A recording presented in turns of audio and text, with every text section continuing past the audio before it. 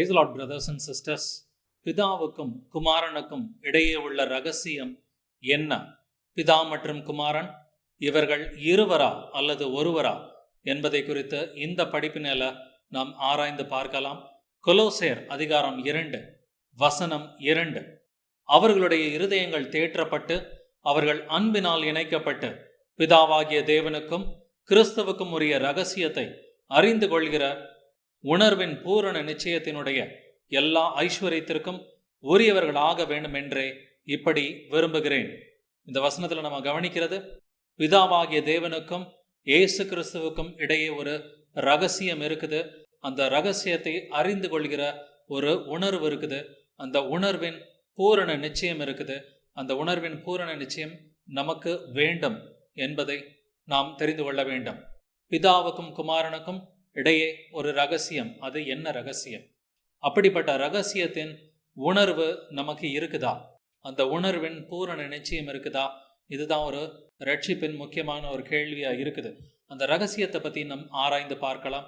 அது என்ன ரகசியம்? இதற்கு பெயர் தேவ பக்திக்குரிய ரகசியம். 1 தீமோத்தி 3 அதிகாரம் 16 வசனம். அன்றியும் தேவ பக்திக்குரிய ரகசியமானது யாவரும் ஒப்புக்கொள்ளுகிறபடியே மகா மேன்மை உள்ளது. தேவன் மாம்சத்திலே வெளிப்பட்டார், ஆவியிலே நீதி உள்ளவர் என்று விளங்கப்பட்டார், தேவ தூதர்களால் காணப்பட்டார், புறஜாதிகளிடத்தில் பிரசங்கிக்கப்பட்டார், உலகத்திலே விசுவாசிக்கப்பட்டார், மகிமையிலே ஏறெடுத்து கொள்ளப்பட்டார். அந்த பிதாவுக்கும் குமாரனுக்கும் உரிய ரகசியம் என்னது? அதற்கு பெயர் தேவ பக்திக்குரிய ரகசியம் என்று இந்த வசனம் நமக்கு உணர்த்துகிறது. இந்த தேவ பக்திக்குரிய ரகசியம் என்றால் என்ன? தேவன் மாம்சத்திலே வெளிப்பட்டார். இதுதான் தேவ பக்திக்குரிய ரகசியம். எந்த தேவன் மாம்சத்திலே வெளிப்பட்டார்? பிதாவாகிய தேவனே மாம்சத்தில் வெளிப்பட்டார். இதுதான் தேவ பக்திக்குரிய ரகசியம். குமாரன் மாம்சத்தில் வெளிப்படல, பிதாவாகிய தேவனே குமாரனாக மாம்சத்தில் வெளிப்பட்டது தான் தேவ பக்திக்குரிய ரகசியம். இதுல மாம்சம்ன்ற வார்த்தையை நல்லா கவனிச்சு பாருங்க. தேவன் எப்படி வெளிப்பட்டார்? மாம்சத்தில் வெளிப்பட்டார். இப்ப எந்த தேவன் மாம்சத்திலே வெளிப்பட்டார் என்பதை நம்ம புதிய ஏற்பாட்டில இருந்தே புரிஞ்சுக்கலாம். எபிரேயர் அதிகாரம் 2 வசனம் 14. ஆதலால் பிள்ளைகள் மாம்சத்தையும் இரத்தத்தையும் உடையவர்களாயிருக்க அவரும் அவர்களைப் போல மாம்சத்தையும் இரத்தத்தையும் உடையவரானார். இங்க மாம்சம்ன்ற வார்த்தையை மீண்டும் கவனிக்கணும். 1 தீமோத்தி 3:16 தேவன் மாம்சத்தில் வெளிப்பட்டார் என்று நாம் படிக்கிறோம். எந்த தேவன்? பிதாவாகிய தேவன். அதற்கு விளக்கமாகத்தான் எபிரேயர் 2:14 இப்ப படிச்சது. பிள்ளைகள் மாம்சத்தையும் இரத்தத்தையும் உடையவர்களாயிருக்க, தேவனுக்கு பிதாவுக்கு பிள்ளைகளா இருந்த நாம் மாம்சத்தையும் இரத்தத்தையும் உடையவர்களாயிருக்க அவரும் அவர்களைப் போல, அவரும்னா பிதாவாகிய தேவனும் பிள்ளைகள் மாம்சத்தையும் இரத்தத்தையும் உடையவர்களாக இருக்கிறதுனால அப்பாவும் அவரும் அவர்களைப் போல மாம்சத்தையும் இரத்தத்தையும் உடையவரானார். மாம்சத்தோட வந்தவர் யார்? பிதாவாகிய தேவனே மாம்சத்தோட வெளிப்பட்டார். இதுதான் தேவ பக்திக்குரிய ரகசியம். இதைதான் கொலோசேயர் 2:2 பிதாவுக்கும் குமாரனுக்கும் உரிய ரகசியம் என்று நாம் படித்தோம். ஏசாயா 9:6 அந்த ரகசியம் என்ன என்பது தெளிவாக விளக்கப்பட்டுள்ளது. நமக்கு ஒரு பாலகன் பிறந்தார், நமக்கு ஒரு குமாரன் கொடுக்கப்பட்டார், கர்த்தத்துவம் அவர் தோளின் மேலிருக்கும், அவர் நாமம் அதிசயமானவர், ஆலோசனை கர்த்தா, வல்லமையுள்ள தேவன், நித்திய பிதா, சமாதான பிரபு எனப்படும். அந்த பாலகன், அந்த குமாரன் இயேசு கிறிஸ்து என்பதை நாம் அறிவோம். அவர் யாருங்க? அந்த பாலகன் குமாரன் அவர்தான் வல்லமையுள்ள தேவன், நித்திய பிதா என்பதை நாம் படிக்கிறோம். நித்திய பிதாவை பாலகனாக வெளிப்பட்டது. இதுதான் தேவ பக்திக்குரிய ரகசியம். நித்திய பிதாவை குமாரனாக வெளிப்பட்டது. இதுதான் தேவ பக்திக்குரிய ரகசியம் என்று 1 தீமோத்தி 3:16 படிக்கிறோம். யோவான் 3 அதிகாரம் 13 வசனம். பரலோகத்திலிருந்து இறங்கினவரும் பரலோகத்தில் இருக்கிறவருமான மனுஷகுமாரனை அல்லாமல் பரலோகத்துக்கு ஏறினவன் ஒருவனும் இல்லை. இந்த வசனத்தோட 2ஆம் வார்த்தையை நல்லா கவனிச்சு பாருங்க. பரலோகத்திலிருந்து இறங்கினவரும் பரலோகத்தில் இருக்கிறவருமான மனுஷகுமாரன். மனுஷகுமாரன் பூலோகத்துல தானே இருக்கிறாரு, ஆனா பரலோகத்துல இருக்கிறேன்னு சொல்றார். பரலோகத்தில் இருந்தவர்னு சொல்லல, பரலோகத்தில் இருக்க போகிறவர் அப்படின்றதையும் அவர் சொல்லல. பரலோகத்தில் இருக்கிறவருமான மனுஷகுமாரன். இதை இங்கிலீஷ்ல படிச்சு பாத்தீங்கன்னா கூட கண்டினியூஸ் டென்ஸ்ல தான் இங்க வந்துட்டு எழுதப்பட்டிருக்குது. The son of man who is in heaven அப்படின்னு சொல்லி கண்டினியூஸ் டென்ஸ்ல பிரசன்ட் டென்ஸ்ல தான் வந்துட்டு எழுதப்பட்டிருக்குது. ஸோ குமாரன் வந்துட்டு, மனுஷகுமாரன் வந்துட்டு பூமியிலையும் இருக்கிறாரு, பரலோகத்திலையும் பிதாவாக இருக்கிறார் அப்படின்றத தன்னுடைய ஆம்னி பிரசன்ஸை, தன்னுடைய ஆம்னி பொட்டன்ஸை வந்துட்டு கர்த்தராகிய இயேசு கிறிஸ்து இங்கு வெளிப்படுத்துகிறார். அவர் ஒரே நேரத்துல 2 இடத்தில் மட்டும் கிடையாது. அவரால் 100 இடத்துலையோ 100 கோடி இடத்துலையோ வந்துட்டு இருக்க முடியும். அதுதான் தேவன். அப்படி இல்லைன்னாக்கா அவர் சர்வ வல்லமையுள்ள தேவனாக இருக்க முடியாது. எங்கே 2 அல்லது 3 என்னுடைய நாமத்தினாலே கூடியிருக்கிறார்களோ அவர்கள் நடுவில் நான் இருக்கிறேன்ட்டார். அப்படின்னா இயேசு கிறிஸ்துவால ஒரே நேரத்துல 100கணக்கான இடங்கள்ல 1000கணக்கான இடங்கள்ல இருக்க முடியும். அவரை மாம்ச கண்களோடு நாம் பார்க்காமல் ஆவிக்குரிய கண்களோடு நாம் பார்க்க வேண்டும். தேவனை வந்துட்டு ஆவிக்குரிய ரீதியில தான் நிதானிக்கணுமே ஒழிய மாம்சத்துல பார்த்தாக்க பிதா ஆவியா இருக்கிறார். அவர் எப்படி மாம்சத்துல பார்க்க முடியும்? பரிசுத்த ஆவியானவர் ஆவியா இருக்கிறார். எப்படி நம்ம மாம்சத்துல பார்க்க முடியும்? மாம்சத்துல தேவனை ஒரு நாளும் நாம் உணர முடியாது. ஜக்கரியா அதிகாரம் 12 வசனம் 10, நான் தாவீது குடும்பத்தாரின் மேலும் எருசலேம் குடிகளின் மேலும் கிருபையின் ஆவியையும் விண்ணப்பங்களின் ஆவியையும் ஊற்றுவேன். அப்பொழுது அவர்கள் தாங்கள் குத்தின எண்ணெய் நோக்கி பார்த்து, ஒருவன் தன் ஒரே பேரானவனுக்காக புலம்புகிறது போல எனக்காக புலம்பி, ஒருவன் தன் தலைச்சன் பிள்ளைக்காக துக்கிக்கிறது போல எனக்காக மனம் கசந்து துக்கிப்பார்கள். இதுல நான் என்றுதான் கர்த்தர் ஆரம்பிக்கிறாரு. உங்களுக்கு டவுட் இருந்துச்சுனாக்க இதுல 12ஆம் அதிகாரத்தோட முதல் வசனத்தை படிச்சு பாருங்க. கர்த்தர் அப்படின்ற வார்த்தை வந்துட்டு முதல் வசனத்துல எழுதப்பட்டிருக்குது. மேலும் இந்த வசனம் தொடங்கும் பொழுது நான் அப்படின்னு சொல்லி தான் கர்த்தர் ஆரம்பிக்கிறார். பேசுறவர் யாரு? கர்த்தர். பழைய ஏற்பாட்டுல கர்த்தர்னா யாருன்னு சொல்லுவோம்? பிதாவாகிய தேவன். பிதாவாகிய தேவன் என்ன சொல்றாரு? தாங்கள் குத்தின எண்ணெய் நோக்கி பார்த்து. இஸ்ரவேல் ஜனங்கள் தாங்கள் குத்தின அவரை கிடையாது, தாங்கள் குத்தின குமாரனின்னு எழுதப்படல, தாங்கள் குத்தின எண்ணெய் நோக்கி பார்த்துன்னு சொல்லி பிதாவாகிய தேவன் சொல்றார். பிதாவா குத்தப்பட்டார்? ஆம், பிதாதான் குத்தப்பட்டார். குமாரன் வடிவில் வந்து பிதாவாகிய தேவனே நமக்காக நம்முடைய பாவங்களுக்காக குத்தப்பட்டார் என்பதை நாம் விசுவசிக்க வேண்டும். மேலும் எனக்காக மனம் கசந்து துக்கிப்பார்கள் அப்படின்னு பிதா சொல்றார். அவருக்காகன்னு சொல்லல, குமாரனுக்காக மேசையாவுக்காகன்னு சொல்லல, எனக்காக மனம் கசந்து துக்கிப்பார்கள்னு சொல்லி பிதா வந்துட்டு உணர்த்துறாரு. இந்த வசனத்துல வந்து நம்ம புரிஞ்சுக்கிறது என்னது? பிதாவாகிய தேவனே குமாரனாக பிறந்து வந்து நம்முடைய பாவங்களுக்காக குத்தப்பட்டார்.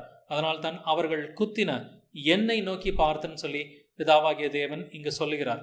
சங்கீதம் 83 வசனம் 17 முதல் 18 வரை, யெகோவா என்னும் நாமத்தையுடைய தேவரீர் ஒருவரே பூமி அனைத்தின் மேலும் உன்னதமானவர் அப்படின்னு எழுதப்பட்டிருக்குது. யாருங்க பூமி அனைத்தின் மீதும் உன்னதமானவர்? யெகோவா என்னும் நாமத்தை உடைய தேவன் ஒருவர் மட்டும்தான் உன்னதமான தேவனாய் இருக்கிறார். இந்த யெகோவா என்னும் நாமத்தை உடைய தேவன் இவர் பிதாவானவர்னு நமக்கு தெரியும். பட் குமாரனுக்கு என்ன நாமம் பழைய ஏற்பாட்டில் அப்படின்றத நம்ம புரிஞ்சுக்கணும். சங்கீதம் 68 4ஆம் வசனம், தேவனை பாடி அவருடைய நாமத்தை கீர்த்தனம் பண்ணுங்கள், வனாந்தரங்களில் ஏறி வருகிறவருக்கு வழியை ஆயத்தப்படுத்துங்கள், அவருடைய நாமம் யெகோவா, அவருக்கு முன்பாக களி கூறுங்கள். வனாந்தரங்களில் ஏறி வருகிறவருக்கு வழியை ஆயத்தப்படுத்தியவன் யோவான் ஸ்நானகன் அப்படின்னு சொல்லி நம்ம ஏசாயா 40:3 படிக்கிறோம். ஆனா அந்த வனாந்தரங்களில் ஏறி வந்தவர் யார்? கர்த்தராகிய இயேசு கிறிஸ்து. இந்த வனாந்தரங்களில் ஏறி வருகிறவர் அவருடைய நாமம் யெகோவா என்று எழுதப்பட்டிருக்குது. யெகோவா தேவனே குமாரனாக பிறந்து வனாந்தரங்களில் ஏறி வந்தார். அவருக்கு வழியை ஆயத்தப்படுத்தியவன் தான் அவன் யோவான் ஸ்நானகன் என்று நாம் பார்க்கிறோம். அந்த யெகோவா தேவன் ஒருவர் தான் உண்மையான தேவன்.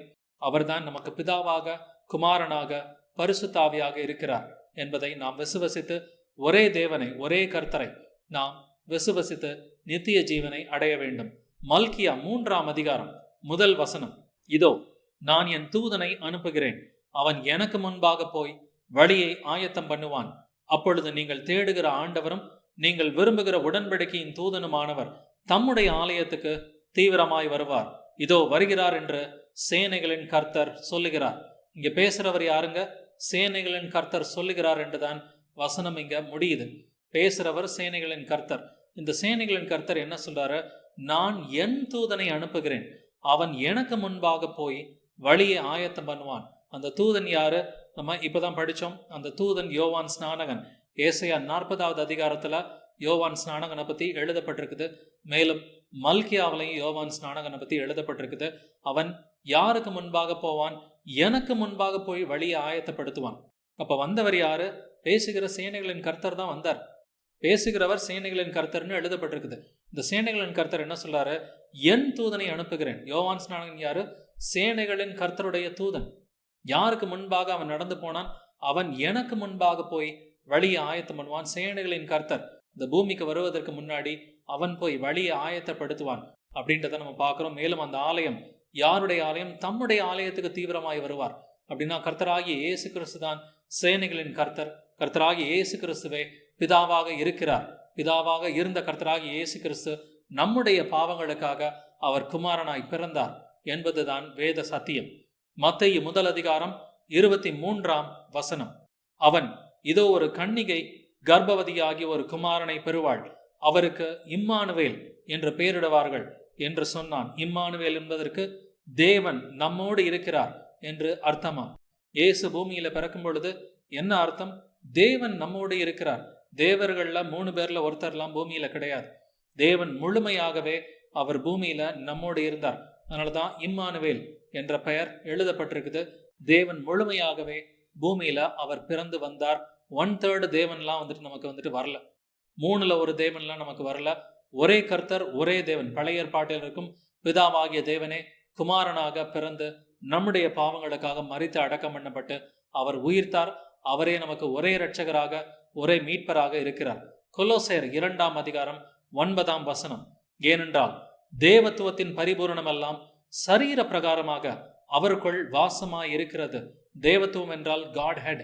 காட் ஹெட்ல 3 தேவர்கள்லாம் கிடையாது. திருத்துவக்காரர்கள் சொல்லுவாங்க காட் ஹெட்ல 3 பேர் இருக்கிறாங்கன்னு சொல்லி. தேவத்துவத்துல 3 பேருன்னு சொல்லுவாங்க. தேவத்துவத்தின் பரிபூரணம் என்றால் fullness of the godhead. Fullness of the godhead எங்க இருந்துச்சு? தேவத்துவத்தின் பரிபூரணம் எல்லாம் சரீர பிரகாரமாக அவருக்குள் வாசமாய் இருந்தது. சரீர பிரகாரமாக என்றால் இயேசு கிறிஸ்து மாம்சத்தில் இருந்த பொழுதே fullness of the Godhead was with Jesus Christ அப்படின்னு சொல்லி அர்த்தம்.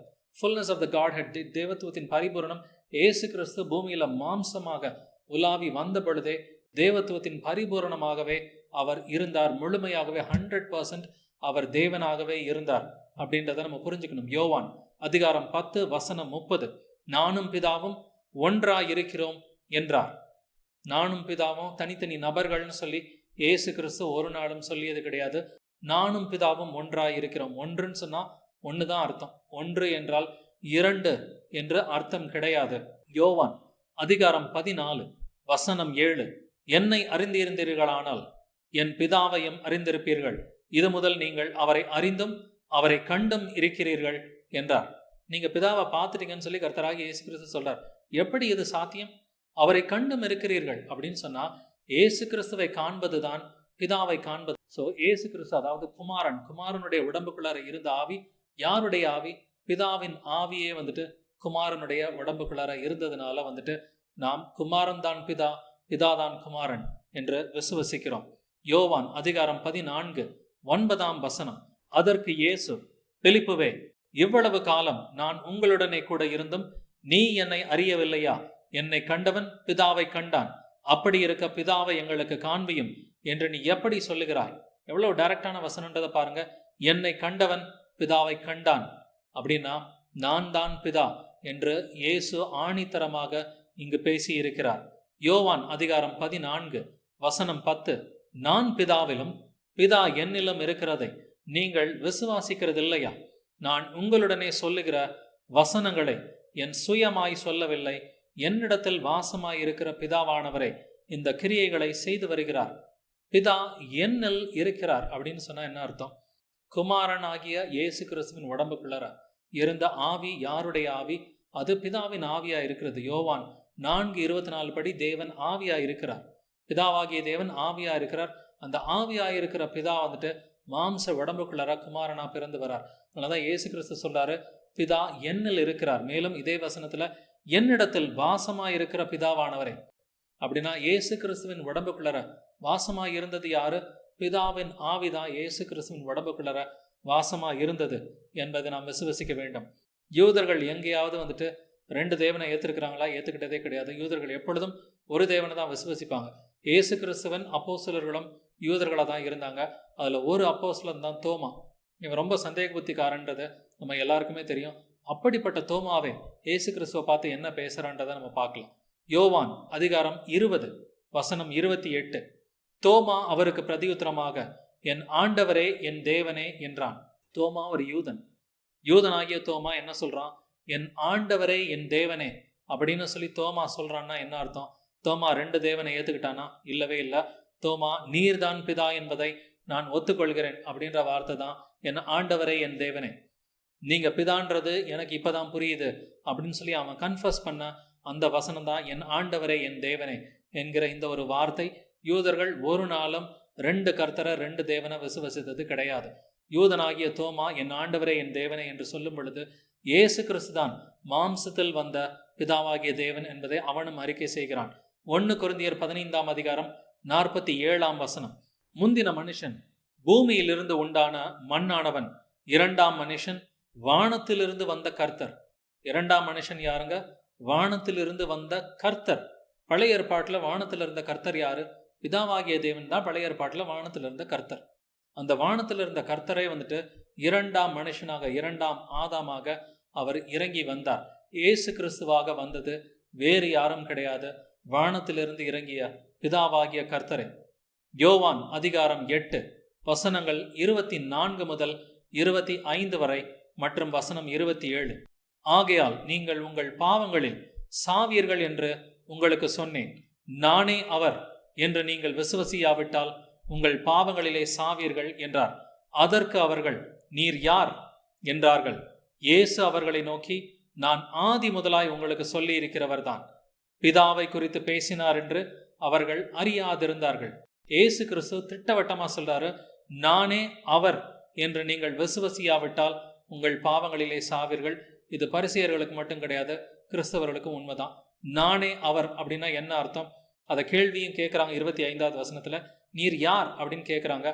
ஆதி முதலாய் உங்களுக்கு சொல்லி இருக்கிறவர் தான். ஆதி முதலாய்னா என்ன அர்த்தம்? ஆதியாகமம் 1 அதிகாரம் 1 வசனத்துல என்ன எழுதப்பட்டிருக்குது? ஆதியிலே தேவன் வானத்தையும் பூமியையும் சிருஷ்டித்தார். ஆதி முதலாய் சொல்லப்பட்டவர்னா நான் தான் பிதா அப்படின்னு சொல்லி இயேசு சொல்றார். அதையும் 27ஆவது வசனத்துல பிதாவை குறித்து பேசினார் என்று அவர்கள் அறியாதிருந்தார்கள்னு சொல்லி ஆவியானவர் ரெக்கார்ட் பண்ணி வச்சிருக்கிறார். நானே அவர் என்றால் என்ன அர்த்தம்? நான் தான் பிதான்னு சொல்லி நீங்க ஒத்துக்கலைனாக்க உம்முடைய பாவங்களில் சாவீர்கள்னு சொல்லி சொல்றார். இன்னைக்கு கிறிஸ்தவர்களுக்கு இதே நிலைமை தான். ஏசு கிறிஸ்து தான் பிதா, பிதாதான் குமாரன் என்று விசுவசிக்கவில்லை என்றால் நித்திய ஜீவன் கிடையாது. யோவான் 17:3 அதை தான் சொல்லுது. உண்மையான மெய் தேவனாகிய பிதாவையும் நீர் அனுப்பினவராகிய இயேசு கிறிஸ்துவையும் அறிவதே நித்திய ஜீவன் சொல்லி எழுதப்பட்டிருக்குது. பிதா குமாரனுக்குரிய ரகசியம் நமக்கு தெரியும். ஒரு பிள்ளை ஸ்கூல்ல படிக்கும் பொழுதே 100கணக்கான புஸ்தகங்களை படிச்சுதான் வந்துட்டு இன்னைக்கு காலேஜ் டிகிரி எல்லாம் வந்துட்டு வாங்க முடியுது. குறைஞ்சபட்சம் ஒரு 50 புஸ்தகம் 100 புஸ்தகம் படிக்கலைனாக்க இன்னைக்கு டிகிரி எல்லாம் வாங்கவே முடியாது. இப்படி அநேக புஸ்தகங்களை படிக்கிற கிறிஸ்தவர்கள் இன்னைக்கு தன்னுடைய வீட்டில் இருக்கிற தேவனுடைய வார்த்தையை படிக்கிறதே கிடையாது. படிக்காததுனால தான் இந்த சாபம். அறிவில்லாமையால் என் ஜனங்கள் அழிந்து போகிறார்கள் அப்படின்னு சொல்லி அன்னைக்கு சொன்ன ஓசியாகிட்ட சொன்ன அந்த வார்த்தை இன்னைக்கும் அது உண்மையாகத்தான் இருக்கிறது. இயேசுதான் பிதா என்கிற அறிவு இல்லாததுனால அநேக கிறிஸ்தவர்களால இன்னைக்கு நித்திய ஜீவனுக்குள்ளார செல்ல முடியவில்லை. மெய்யான தேவன் யார் என்று நாம் தெரிந்து கொள்ள வேண்டும். யோவான் 17:3 ஒன்றான மெய்தேவனாகிய உம்மையும் நீர் அனுப்பினவராகிய இயேசு கிறிஸ்துவையும் அறிவதே நித்திய ஜீவன். ஒன்றான மெய்தேவன் பிதாதான் சொல்லி இயேசு கிறிஸ்துவை இங்க தெளிவா சொல்றார். பிதாவை தவிர வேறு மெய்யான தேவன் கிடையவே கிடையாது. அது உண்மையான வார்த்தை தான்.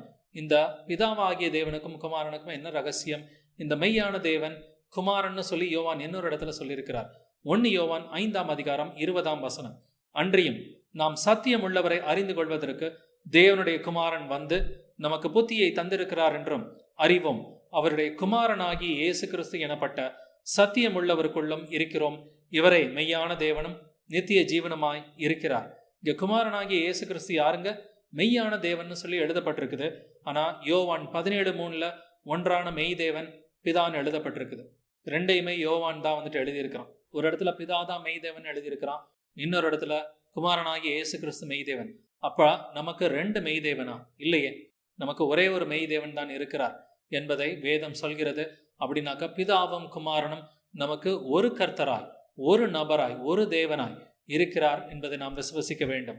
1 யோவான் 3ஆம் அதிகாரம் முதல் 2 வசனங்கள், நாம் தேவனுடைய பிள்ளைகள் என்று அழைக்கப்படுவதனாலே பிதாவானவர் நமக்கு பாராட்டின அன்பு எவ்வளவு பெரிதென்று பாருங்கள். உலகம் அவரை அறியாதபடியினாலே நம்மையும் அறியவில்லை. பிரியமானவர்களே, இப்பொழுது தேவனுடைய பிள்ளைகளாய் இருக்கிறோம்.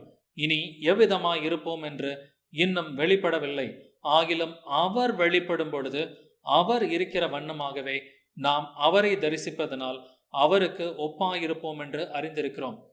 இதுல அவர் அவர் அவர்னு சொல்லி 2-3 முறை வந்துட்டு 2ஆம் வசனத்துல எழுதப்பட்டிருக்குது. இந்த அவர் இயேசு கிறிஸ்துன்னு சொல்லி ஒரு இடத்துலையும் குறிப்பிடப்படலை. இங்க 1ஆம் வசனத்துல யோவான் யாரை பத்தி பேசுறான்? தேவனுடைய பிள்ளைகள் அப்படின்னு சொன்னா பிதாவை பத்தி தான் இங்க பேசுறான். பிதான்ற வார்த்தையும் 1ஆம் வசனத்துல எழுதப்பட்டிருக்கு. பிதாவானவர் நமக்கு பாராட்டின அன்பு. பிதாவை பத்தி யோவான் பேசுறான்.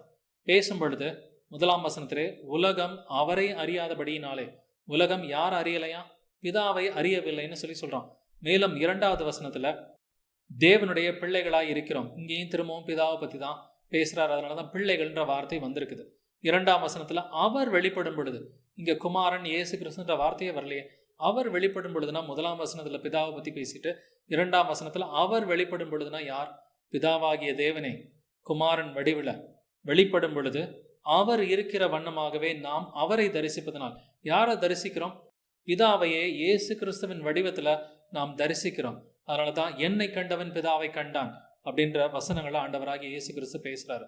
ரோமர் 9ஆம் அதிகாரம் 5ஆம் வசனம், பிதாக்கள் அவர்களுடையவர்களே, மாம்சத்தின்படி கிறிஸ்துவும் அவர்களில் பிறந்தாரே, இவர் என்றென்றைக்கும் ஸ்தோத்தரிக்கப்பட்ட சர்வத்திற்கும் மேலான தேவன். ஆமென். யாருங்க என்றென்றைக்கும் ஸ்தோத்தரிக்கப்பட்ட சர்வத்திற்கும் மேலான தேவன்? மாம்சத்தின்படி கிறிஸ்துவும் அவர்களில் பிறந்தாரே. மாம்சத்தில் வந்த கிறிஸ்து யாருங்க? என்றென்றைக்கும் ஸ்தோத்தரிக்கப்பட்ட சர்வத்திற்கும் மேலான தேவன். சர்வத்திற்கும் மேலான என்ன அர்த்தம்? சர்வ வல்லமையுள்ள தேவன் என்றுதான் இதற்கு அர்த்தம். சர்வ வல்லமையுள்ள தேவன் சொன்னா எத்தனை சர்வ வல்லமையுள்ள தேவன் நமக்கு இருக்க முடியும்? நமக்கு ஒரே ஒரு சர்வ வல்லமையுள்ள தேவன் என்பதை தான் நாம் புரிந்து கொள்ள வேண்டும். வெளிப்படுத்தின விசேஷம் 1ஆம் அதிகாரம் 8ஆம் வசனம், இருக்கிறவரும் இருந்தவரும் வருகிறவரும் ஆகிய சர்வ வல்லமையுள்ள கர்த்தர், நான் ஆல்பாவும் ஒமேகாவும் ஆதியும் அந்தமுமாய் இருக்கிறேன் என்று திருவுளம் பற்றுகிறார். இந்த வசனத்திலையும் நானே சர்வ வல்லமையுள்ள கர்த்தர் என்று கர்த்தராகிய இயேசு கிறிஸ்துவை பேசுகிறார். நம்ம ஏற்கனவே படித்த ரோமர் 9:5 சர்வத்திற்கும் மேலான தேவன் இயேசு என்பதை நாம் பார்த்தோம். அப்ப நமக்கு 2 சர்வ வல்லமையுள்ள கர்த்தரா? பழைய ஏற்பாட்டிலையும் சர்வ வல்லமையுள்ள கர்த்தர் இருந்தார், பிதா என்று நாம் பார்க்கிறோம். புதிய ஏற்பாட்டில் கர்த்தராகிய இயேசு கிறிஸ்து தான் சர்வ வல்லமையுள்ள கர்த்தர்னு சொல்லி ரோமர் 9:5 வெளிப்படுத்தின விசேஷம் 1:8 நம்ம படிக்கிறோம். 2 சர்வ வல்லமையுள்ள கர்த்தர் நமக்கு இருக்கிறாங்களா? இல்லையே. ஒரே ஒரு சர்வ வல்லமையுள்ள கர்த்தர் தான் நமக்கு இருக்கிறார். அவரே நமக்கு பிதாவாகவும் குமாரனாகவும் இருக்கிறார் என்பதை நாம் விசுவசிக்க வேண்டும். பிதாவும் குமாரனும் ஒருவர் என்பதை விசுவசிக்காவிட்டால் உங்கள் பாவங்களிலே சாவீர்கள் அப்படின்றதா கர்த்தராகிய இயேசு கிறிஸ்துவே யோவான் 8:24 பேசியிருக்கிறார்.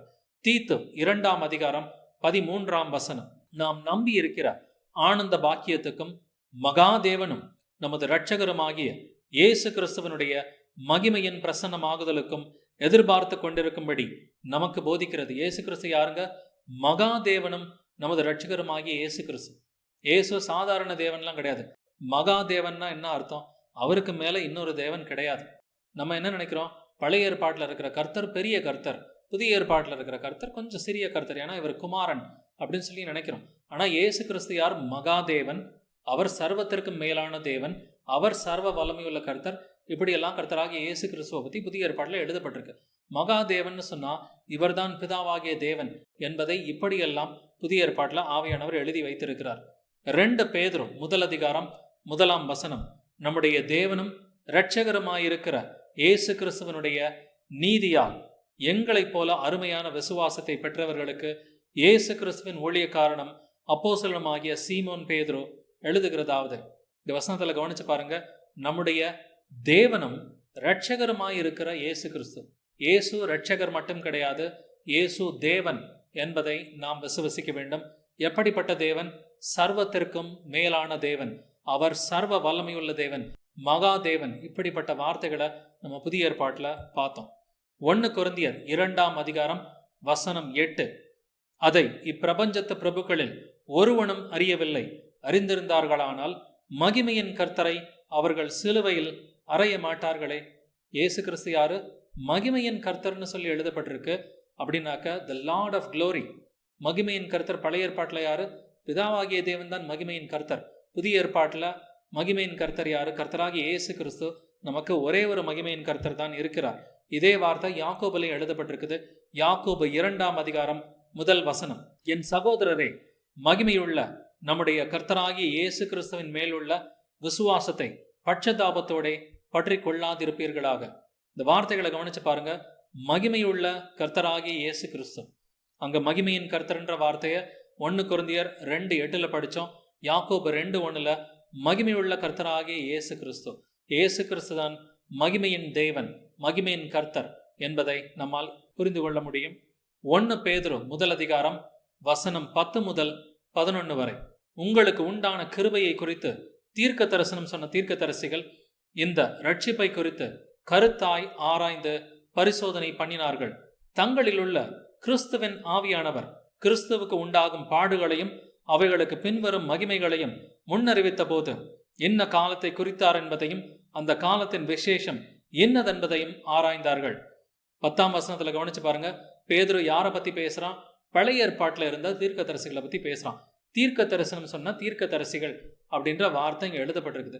பழைய ஏற்பாட்டு தீர்க்க தரிசிகளுக்குள்ள எந்த ஆவி இருந்தார் அப்படின்றத நம்ம புரிஞ்சுக்கணும். 11ஆம் வசனத்துல தங்களில் உள்ள கிறிஸ்துவின் ஆவியானவர் அப்படின்னு எழுதப்பட்டிருக்கு. பழைய ஏற்பாட்டுல தீர்க்க தரிசிகளுக்குள்ள இருந்த ஆவி எப்படிப்பட்ட ஆவி? கிறிஸ்துவின் ஆவி அப்படின்னு எழுதப்பட்டிருக்கு. அப்ப கிறிஸ்து பழைய ஏற்பாட்டுல ஆவியா இருந்தாரா, குமாரனா இருந்தாரா? குமாரனாகிய தேவன் சொல்லி இன்னைக்கு பைபிள்ல இல்லாத ஒரு வார்த்தையை வந்துட்டு ட்ரினிடேரியன்ஸ் பேசிக்கிட்டு இருக்கிறாங்க. குமாரனாகிய தேவன்ற வார்த்தை வேதத்துல இல்லாத ஒரு வார்த்தை. தேவகுமாரன்ற வார்த்தை தான் வேதத்துல இருக்கு. There is a big difference between God the Son and Son of God. Son of God is biblical, God the Son is not biblical அப்படின்றத நம்ம புரிஞ்சுக்கணும். God the Son அப்படிங்கிற வார்த்தை, குமாரனாகிய தேவன் அப்படின்ற வார்த்தை வேதத்துல இல்லாத ஒரு வார்த்தை. தேவகுமாரன் அதாவது சன் ஆஃப் காட் அப்படிங்கிற வார்த்தை தான் வந்துட்டு இருக்குது. ஏசு கிறிஸ்து பழைய ஏற்பாட்டில் ஆவியாகத்தான் இருந்தாரே ஒழிய ஏசு கிறிஸ்து பழைய ஏற்பாட்டில் குமாரனாக இல்லை, அவர் மாம்சத்தில் இல்லை என்பதை நாம் விசுவசிக்க வேண்டும். ஏனென்றால் வார்த்தை மாம்சமாகியது அப்படின்றத நாம் படிக்கிறோம். வார்த்தை தான் மாம்சமாச்சே ஒழிய குமாரன் ஏற்கனவே மாம்சத்தில் இல்லை அப்படின்றத நம்மளால இந்த வசனங்களை வச்சு புரிஞ்சுக்க முடியும். தங்களில் உள்ள கிறிஸ்துவின் ஆவியானவர், பழைய ஏற்பாட்டு தீர்க்க தரிசிகளுக்குள்ளார பரிசுத்தாவியானவர் இருந்தாரு அப்படின்றத நாம் படிக்கிறோம் இல்லைங்களா? அப்ப பரிசுத்தாவியானவருக்கு இன்னொரு பெயர் தான் கிறிஸ்துவின் ஆவியானவர். பரிசுத்தாவியும் கிறிஸ்துவின் ஆவியும் ஒரே ஆவி அப்படின்னாக்கா பரிசுத்தாவியும் கிறிஸ்துவும் ஒரே நபர் என்பதை நாம் விசுவசிக்க வேண்டும். இல்லை என்றால் பரலோகத்துக்கு நம்மளால போக முடியாது அப்படின்னு இந்த வசனங்கள்லாம் நமக்கு உணர்த்துது. ஏசாயா 45ஆம் அதிகாரம் 23ஆம் வசனம், முழங்கால் யாவும் எனக்கு முன்பாக முடங்கும், நாவு யாவும் என்னை முன்னிட்டு ஆணையிடும் என்று நான் என்னை கொண்டே ஆணையிட்டு இருக்கிறேன். இந்த நீதியான வார்த்தை என் வாயிலிருந்து புறப்பட்டது, இது மாறுவது இல்லை என்கிறார் கர்த்தர். பழைய ஏற்பாட்டுல பிதா என்ன சொல்றாரு? முழங்கால் யாவும் எனக்கு முன்பாக முடங்கும். யாருக்கு? பிதாவுக்கு முன்பாக மட்டும்தான் முடங்கும். நாவு யாவும் என்னை முன்னிட்டு ஆணையிடும். பிதாவை முன்னிட்டு தான் நாவுகள் வந்துட்டு ஆணையிடும். இது மாறுவதில்லை, இந்த வார்த்தை மாறவே மாறாதுங்கிறார். ஆனா புதிய ஏற்பாட்டுல இதே வசனத்தை படிக்கிறோம். பிலிப்பியர் 2ஆம் அதிகாரம் வசனம் 10 முதல் 11 வரை, இயேசுவின் நாமத்தில் வானோர் பூதலத்தோர் பூமியின் கீழானோருடைய முழங்கால் யாவும் முடங்கும்படிக்கும் பிதாவாகிய தேவனுக்கு மகிமையாக இயேசு கிறிஸ்து கர்த்தர் என்று நாவுகள் யாவும் அறிக்கை பண்ணும்படிக்கும் எல்லா நாமத்திற்கும் மேலான நாமத்தை அவருக்கு தந்தருளினார். இந்த வார்த்தை மாறுவது இல்லை என்று நாம் ஏசாயா 45:23 நம்ம படித்தோம். ஆனால் இந்த வார்த்தை மாறாதுன்னு சொன்னால் என்ன அர்த்தம்? இயேசுவின் நாமத்தில் வானோர் பூதலத்தோர் பூமியின் கீழானோருடைய முழங்கால் யாவும் முடங்கும். அதே வசனம் இல்லைங்களா? இயேசுவின் நாமத்துக்கு முடங்கும்னு சொன்னாக்க அங்கு எனக்கு முடங்கும்னு சொல்லி பிதா பேசுறாரு. இங்க இயேசுவுக்கு முடங்கும் என்று ஆவியானவர் எழுதி வச்சிருக்கிறார். அப்படின்னாக்க இயேசுதான் பிதா என்பதில் எந்த ஒரு சந்தேகமும் நமக்கு இருக்கக்கூடாது. திருத்துவம் ஒரு கள்ள உபதேசம். ட்ரினிட்டி இஸ் அ ஃபால்ஸ் டாக்டரின். அது சாத்தான்றிருந்து வந்த ஒரு கள்ள உபதேசமா இருக்கு. திருத்துவம் ஒரு மனிதனுடைய பாரம்பரியத்தின்படி இருக்கிற ஒரு உபதேசமே ஒழிய அது வேதத்தின்படியான சவுண்ட் டாக்டரின் கிடையவே கிடையாதுன்றத நாம் புரிந்து கொள்ள வேண்டும். நான் முந்தினவரும் நான் பிந்தினவரும் என்று பிதா பழைய ஏற்பாட்டில் பேசுறார். இதே வார்த்தையை கர்த்தராகிய இயேசு கிறிஸ்து புதிய ஏற்பாட்டிலையும் சொல்லியிருக்கிறார். ஏசாயா 44:6ஆம் வசனம், நான் முந்தினவரும் நான் பிந்தினவரும் தானே, என்னை தவிர தேவன் இல்லை என்று இஸ்ரவேலின் ராஜாவாகிய கர்த்தரும் சேனைகளின் கர்த்தராகிய அவனுடைய மீட்பரும் சொல்லுகிறார். கவனிச்சு பாருங்க, நான் தான் முந்தினவர் நான் தான் பிந்தினவர்னு சொல்லி பிதா பழைய ஏற்பாட்டில் ஏசாயா 44:6 சொல்றார். மேலும் என்னை தவிர தேவன் இல்லைங்கிறார். நான் மட்டுமே முந்தினவர், நான் மட்டுமே பிந்தினவர் என்றார். ஆனால் புதிய ஏற்பாட்டில் வெளிப்படுத்தின விசேஷம் முதல் அதிகாரம் 17ஆம் வசனத்துல, நான் அவரை கண்டபொழுது செத்தவனைப் போல அவருடைய பாதத்தில் விழுந்தேன். அப்பொழுது அவர் தம்முடைய வலது கரத்தை என் மேல் வைத்து என்னை நோக்கி, பயப்படாதே, நான் முந்தினவரும் பிந்தினவரும் உயிர் உள்ளவருமாய் இருக்கிறேன். கர்த்தராகிய இயேசு கிறிஸ்து என்ன சொல்றாரு? நான் தான் முந்தினவர், நான் தான் பிந்தினவர் என்றாரு. பழைய ஏற்பாட்டில் ஏசாயா 44:6 பிதா வந்துட்டு சொல்றாரு, நான் தான் முந்தினவர், நான் தான் பிந்தினவர். அப்படின்னாக்க நமக்கு 2 பேர் முந்தினவர் பிந்தினவராக இருக்கிறாங்களா? இல்லையே. ஒரே தேவன் தான் பழைய ஏற்பாட்டிலும் புதிய ஏற்பாட்டிலும் நானே முந்தினவர், நானே பிந்தினவர் என்றார். அங்கு பிதா பேசுறாரு, இங்க வந்துட்டு குமாரன் பேசுறாரு. பிதாவும் குமாரனும் ஒரே ஒரு நபர் என்பதற்கு இந்த ஒரு வசனங்களும் ஜோடி வசனங்களா இருக்குது. நாங்கள் அவனிடத்தில் வந்து அவனுடைய வாசம் பண்ணுவோம் அப்படின்ற ஒரு வசனத்தை நீங்க யோவான் 14:23 படிக்க முடியும். அப்படின்னாக்க 2 நபர்கள் தானே அப்படின்ற ஒரு கேள்வியை நீங்க கேட்க முடியும். யோவான் 14:23, இயேசு அவனுக்கு பிரதியுத்தரமாக, ஒருவன் என்னில் அன்பாயிருந்தால் அவன் என் வசனத்தை கை கொள்ளுவான், அவனில் என் பிதா அன்பாயிருப்பார், நாங்கள் அவனிடத்தில் வந்து அவனோட வாசம் பண்ணுவோம் அப்படின்னு சொல்லி இயேசு கிறிஸ்து சொல்றார். நாங்கள் அப்படின்னு சொல்லி பன்மேல இயேசு கிறிஸ்து சொல்றார். இப்ப பிதாவும் குமாரனும் நமக்குள்ளார வாசம் பண்ணணும்னு சொன்னாக்க எப்படி வாசம் பண்ண முடியும்? பிதா ஆவியா இருக்கிறார் அப்படிங்கிறத பாக்குறோம். யோவான் 4:24 பிதா ஆவியா இருக்கிறார், அதுல எந்த ஒரு சந்தேகமும் கிடையாது. ஆனால் இயேசு கிறிஸ்து நமக்குள்ளார எப்படி வாசமா இருக்கிறார்? கிறிஸ்துவின் ஆவி, குமாரனுடைய ஆவி அப்படின்னு சொல்லி வசனங்கள்ல புதிய ஏற்பாட்டுல எழுதப்பட்டிருக்குது. பிதாவும் நமக்குள்ளார ஆவியாய் வாசம் பண்ணுகிறார், குமாரனும் நமக்குள்ளார ஆவியாய் வாசம் பண்ணுகிறார். இப்ப கேள்வி என்னன்னா, நமக்குள்ளார 2 ஆவி வாசம் பண்ணுகிறதா? பிதாவின் ஆவியும் நமக்குள்ளார இருந்து குமாரன் ஆவியும் நமக்குள்ளார இருந்துச்சுன்னு சொன்னா 2 நபர்கள்னு சொல்லி நம்ம ஒத்துக்கணும். இல்ல பிதாவும் குமாரனும் சேர்ந்து ஒரே ஆவியாக நமக்குள் வாசம் பண்ணுகிறார்கள் என்றால் ஒரே நபர் என்று தானே அர்த்தம். இதற்கான வசனங்கள் படிக்கலாம். மத்தேயு 10ஆம் அதிகாரம் 20ஆம் வசனம், பேசுகிறவர்கள் நீங்கள் அல்ல, உங்கள் பிதாவின் ஆவியானவரே உங்களிலிருந்து பேசுகிறவர். நல்ல அந்த வார்த்தைகளை கவனிச்சு பாருங்க. நமக்குள்ள இருந்து பேசுறவர் யாரு? பிதாவின் ஆவியானவர்னு சொல்லி எழுதப்பட்டிருக்கு. கலாத்தியர் 4ஆம் அதிகாரம் 6ஆம் வசனம், மேலும் நீங்கள் புத்திரராய் இருக்கிறபடியினால் அப்பா பிதாவே என்று கூப்பிடத்தக்கதாக தேவன் தம்முடைய குமாரனுடைய ஆவியை உங்கள் இருதயங்களில் அனுப்பினார். நம்முடைய இருதயங்கள்ல இருக்கிறது யாரு? குமாரனுடைய ஆவின்னு எழுதப்பட்டிருக்குது. ஆனா மத்தேயு 10:20 பிதாவின் ஆவியானவரே உங்களிலிருந்து பேசுகிறார். அப்ப நமக்குள்ள பிதாவின் ஆவியும் இருக்குது, குமாரனுடைய ஆவியும் கலாத்தியர் 4:6 படி இருக்குது. இப்ப கேள்வி, இந்த பிதாவின் ஆவியும் குமாரனுடைய ஆவியும் 2 ஆவிகளா நமக்குள்ள வந்துட்டு செயல்படுதா அப்படிங்கிறத நம்ம புரிஞ்சுக்கணும். இது 2 ஆவிகளா அல்லது ஒரு ஆவியா அப்படின்னு தெரிஞ்சுக்கிட்டாதான் நாங்கள் அவனிடத்தில் வந்து அவனுடைய வாசம் பண்ணுவோம் என்கிற இந்த ஒரு கேள்விக்கு நமக்கு பதில் புரியும். ரோமர் அதிகாரம் 8 வசனம் 9, தேவனுடைய ஆவி உங்களில் வாசமாய் இருந்தால் நீங்கள் மாம்சத்துக்கு உட்பட்டவர்களாயிராமல் ஆவிக்கு உட்பட்டவர்களாயிருப்பீர்கள். கிறிஸ்துவின் ஆவி இல்லாதவன் அவருடையவன் அல்ல. ஒரே வசனத்துல தேவனுடைய ஆவிதான் கிறிஸ்துவின் ஆவின்னு சொல்லி எழுதப்பட்டிருக்கு. ஒரே வசனத்துல 2 ஆவியை பத்தி எழுதப்பட்டிருக்கு. தேவனுடைய ஆவி உங்களில் வாசமா இருந்தால், இப்ப நமக்குள்ளார தேவனுடைய ஆவி வாசமா இருக்குது. கிறிஸ்துவின் ஆவி இல்லாதவன் அவருடையவன் அல்ல.